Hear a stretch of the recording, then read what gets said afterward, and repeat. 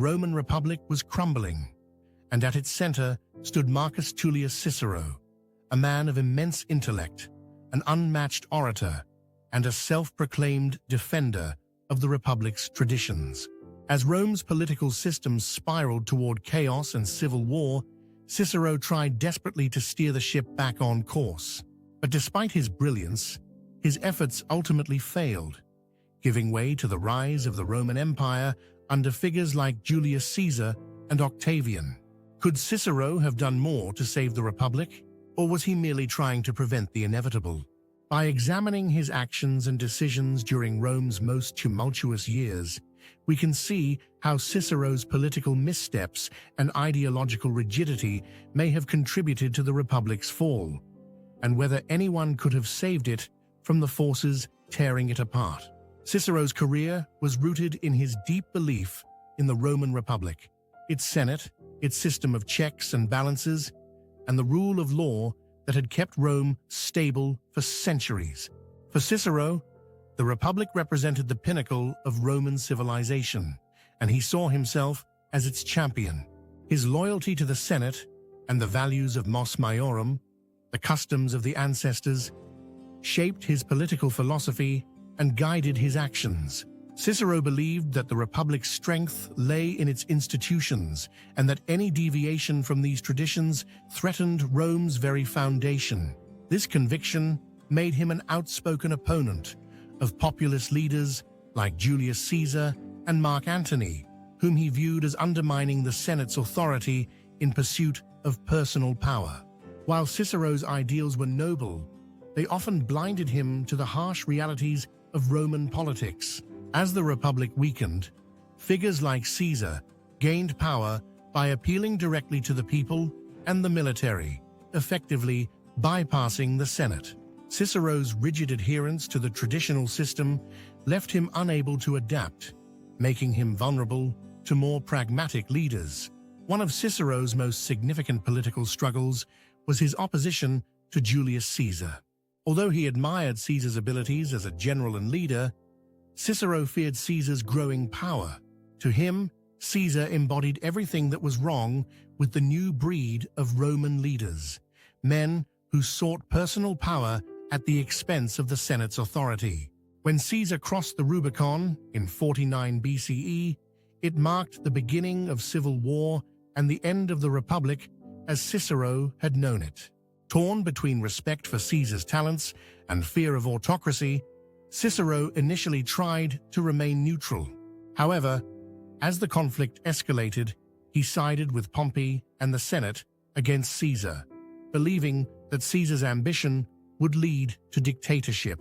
Cicero placed his faith in the Senate's ability to check Caesar's power. But the Senate was already weakened, and Pompey's forces were no match for Caesar's legions. When Caesar emerged victorious, Cicero found himself in a precarious position, neither fully supportive of Caesar nor willing to openly defy him. This inability to navigate the political tightrope left him increasingly isolated and undermined his efforts to save the Republic. After Caesar's assassination in 44 BCE, Cicero saw a chance to restore the Republic. He believed the Senate, now freed from Caesar's influence, could reclaim its authority. However, the political landscape had changed dramatically, and Cicero was unprepared for the ensuing power struggles. In the wake of Caesar's death, a power vacuum emerged, with Mark Antony positioning himself as Caesar's successor. Desperate to prevent another strong man from rising to power, Cicero launched a series of speeches known as the Philippics, attacking Antony and calling for the Senate to take action. Cicero believed that by discrediting Antony, he could rally the Senate and the people behind the Republic. His most crucial and ultimately disastrous decision during this period was his alliance with Gaius Octavian, Caesar's adopted heir. Cicero thought he could use Octavian, who was still young and inexperienced, to defeat Antony and restore the Republic. He famously described Octavian as someone to be praised, honored, and then discarded. However, Cicero vastly underestimated Octavian's ambitions. Instead of being a pawn in Cicero's plans, Octavian quickly outmaneuvered him, forming an alliance with Antony and Lepidus in the Second Triumvirate. Cicero's belief that he could control Octavian proved to be a fatal miscalculation. Cicero's attempts to save the Republic ultimately failed, and in 43 BCE, he was executed during the proscriptions ordered by the Second Triumvirate. His death marked the end of an era, and the Republic he had fought so hard to defend was replaced by the autocratic rule of Augustus.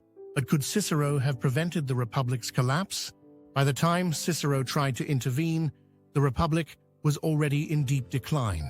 The political system that had once balanced the interests of the Senate, the people, and the military had broken down. Ambitious generals like Caesar and Antony had turned Rome's armies into personal power bases, and the Senate was increasingly sidelined. Cicero's belief that the Republic could be restored through rhetoric and Senate-led reforms was unrealistic in a world where military power had become the primary driver of political success. While Cicero was not responsible for the fall of the Republic, his actions did little to prevent it. His rigid adherence to tradition and idealistic belief in the Senate's authority left him unable to adapt to the realities of Roman politics. By opposing populist reforms and relying on the weakened Senate, Cicero alienated the very forces, like the military and the plebeians, that were reshaping Rome. His alliance with Octavian, born out of desperation, only hastened his downfall. Cicero's story is one of idealism colliding with reality. While he fought to preserve the Republic's institutions, those institutions had already been hollowed out by decades of political infighting, corruption, and civil war. The rise of powerful military leaders like Caesar, Antony, and Octavian signaled the end of the Republic's fragile system of checks and balances. Even if Cicero had been more politically astute or less rigid in his ideals, it's unlikely that he could have prevented the Republic's collapse. The forces driving Rome toward autocracy, military power, populism, and the ambitions of charismatic leaders were too strong for any one man to counter.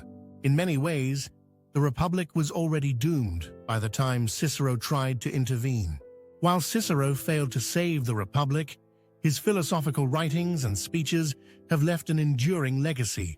His works on justice, law, and governance influenced generations of thinkers, from Renaissance humanists to the framers of modern democratic constitutions. Cicero may not have been able to prevent the rise of the Roman Empire, but his ideas about the rule of law and the importance of civic virtue continue to resonate. Cicero's efforts to save the Roman Republic were noble, but ultimately futile.